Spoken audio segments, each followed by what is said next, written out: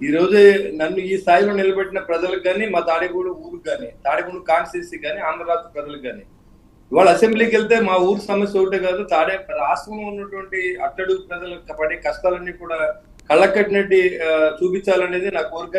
Definite గా దాంట్లో నేను కృతజ్ఞతలు అవ్వాలి. ఆ కష్టాలు తీర్చే అవకాశాన్ని ఆ భగవంతుడు కూడా ఇవ్వాలని. ఇవాళ నేను రాజకీయాల్లో ఉన్నాను అంటే కారణం ఏంటంటే, నాకైతే సొంతంగా నాకైతే పదవి చేయాలి, నాకు డబ్బు సంపాదించాల్సిన అవసరం లేదు. డెఫినెట్ గా 10 మందికి సేవ చేసే భాగ్యాన్ని మరింత మంది సేవ చేయడానికి వెసులుబాటు ఉంటుంది అనమాట. ఇవాళ తాడేపూడి పట్టణం చూసుకుంటే, ఇవాళ 2014-19 వరకు మాణిక్యాల గారు ఎమ్మెల్యేగా ఉన్నప్పుడు కానీ, ఇవాళ 2014-19 వరకు నేను మున్సిపల్ చైర్మన్గా ఉన్నప్పుడు అభివృద్ధి తప్ప గడిచిన 5 సంవత్సరాల్లో కనీసం సిల్లు తీసిన కూడా ఈ ప్రాంతంలో లేడు. మంచి నీళ్లు ఇవ్వలేని పరిస్థితి. విలేజ్ అన్నింటిలో కూడా రోడ్లు లేవు. అందరూ నరకం చూస్తూ ఉన్నారు. చాలా మంది ప్రాణాలు పోగొట్టుకుంటూ ఉన్నారు. మంచినీరు సౌకర్యం లేదు. ఇవన్నీ కూడా ఏర్పాటు చేసే శక్తి నా భగవంతుని ఇవ్వాలని కోరుకుంటున్నాను. నేనేదో ఇవాళ ఒక శాఖుడిగా మాత్రమే నేను రాదలుచుకున్నాను తప్ప, నాకు ఎలాంటి అహంకారం కానీ లేకపోతే దూరంగా ఉండాలి శ్రీనివాస్ గారు దేవుని కోరుకున్నాను. ఓకే, పవన్ కళ్యాణ్ గారు సభ ఎప్పుడు పెడుతున్నారు? ఎక్కడండి? మీ తాడేపల్లిగూడెంలో. మరి మొన్న 2 సార్లు అయింది సార్. ఈ మధ్యకాలంలో మీకు అభ్యర్థి వచ్చిన తర్వాత అండి, మీకు టికెట్ కన్ఫర్మ్ అయిన తర్వాత అదంతా ఉమ్మడి అంటే ఇప్పుడు సీట్లు అయిందండి. రేపు ఉమ్మడి సభ జరగబోతోంది ఎక్కడ, చర్లూరుపేటలో. ఆ సభలో అయిన తర్వాత షెడ్యూల్ ఉంటది. రోజుకి ఎన్ని కాన్స్టిట్యూన్సీలు తిరుగుతారు, ఎక్కడ చేయాలని. సార్ ఏం చెప్పారు స్ట్రైట్ గా చెప్పండి. పవన్ కళ్యాణ్ గారు బొలిశెట్టి శ్రీనివాస్ గారికి ఏం చెప్పారు ఈ రోజు? ఎవరండి? బొలిశెట్టి శ్రీనివాస్ గారికి పవన్ కళ్యాణ్ గారు ఈ రోజు ఏం చెప్పారు?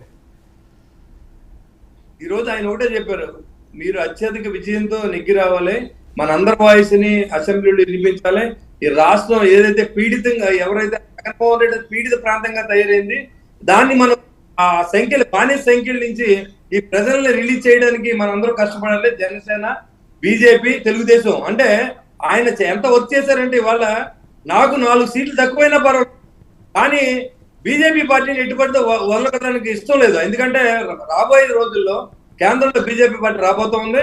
మనకి ప్రత్యేక హోదా గురించి మాట్లాడే అవకాశం లేకపోయినా ఏదైతే ప్యాకేజ్ ఉందో దాంట్లో కూడా తెచ్చుకోలేని పరిస్థితి మధ్యలో.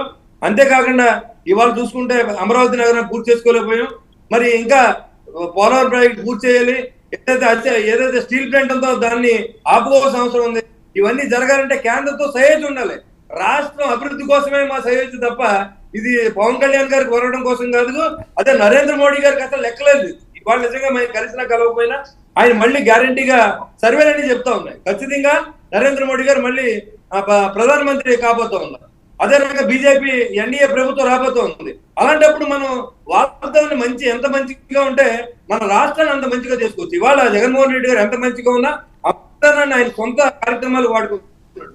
ఎందుకంటే ఆయన వాదాల మినహాయింపు విషయంలోనూ, లేకపోతే సిబిఐ నుంచి తప్పించుకున్న విషయంలోనూ, వాళ్ళ అన్నగారిని అరెస్ట్ చేస్తున్న విషయంలోనూ, సొంత లాభం కోసం ఈ రాష్ట్రం ఇచ్చినటువంటి 51% జనాన్ని, 150 ఎమ్మెల్యేలని, 6 ఎంపీలు ఎవరైతే 22 మంది ఉన్నారో వాళ్ళందరినీ వాళ్ళు నెగ్గిస్తే ఇవాళ దేనికి వాడుకున్నాడంటే ఆయన ఉపయోగం కోసం కేంద్రం వద్దకు వెళ్ళి ఆయన అక్కడ అడగడం, అక్కడేమో నాకేం డబ్బులు ఇవ్వలేదని చెప్పడం, ఇక్కడికి వచ్చి కానీ ఇచ్చే డబ్బులన్నీ కేంద్రం ఇచ్చిన దాని విషయాన్ని ఏ రోజు కూడా చెప్పలేదు.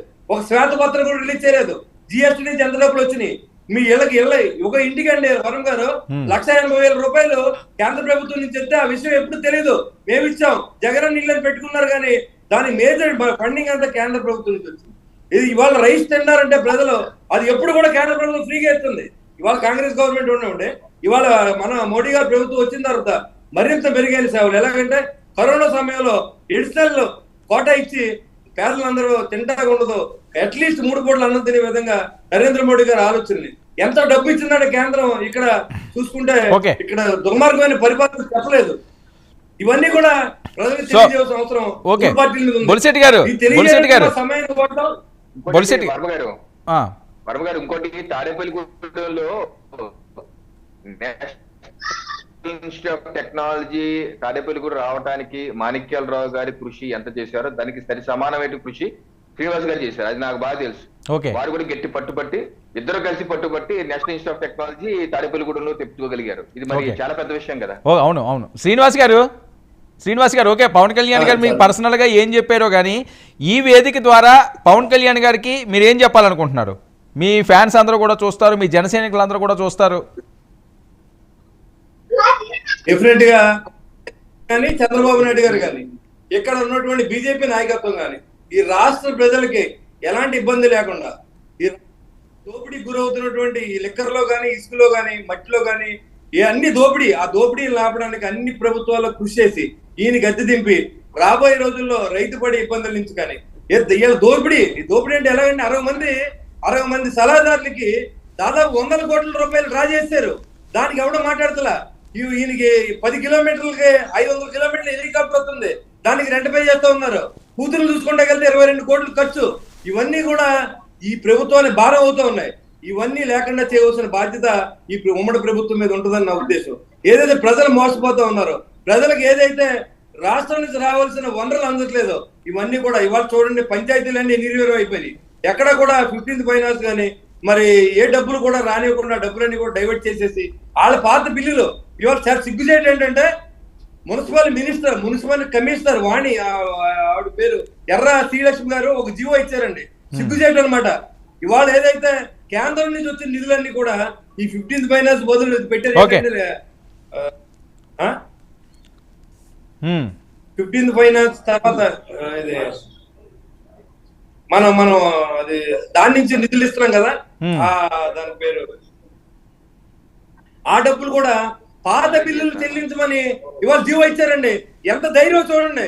కేంద్ర ప్రభుత్వం ఇచ్చిన నిధుల్ని ఇవాళ యూటిలైజేషన్ సర్టిఫికేట్ ఇవ్వకపోతే మళ్ళీ కేంద్ర ప్రభుత్వం నిధులు ఇవ్వదు. అలాంటిది పాత బిల్లులు వీళ్ళ సొంత కాంట్రాక్టర్లు వీళ్ళ సొంత మనుషులు వర్కులు చేసిన బిల్లు అన్ని చెల్లించి జీవో ఇచ్చింది. మీరు పరిస్థితి నేను కోరుతున్నా. ఇలాంటి ఏదైతే ప్రజా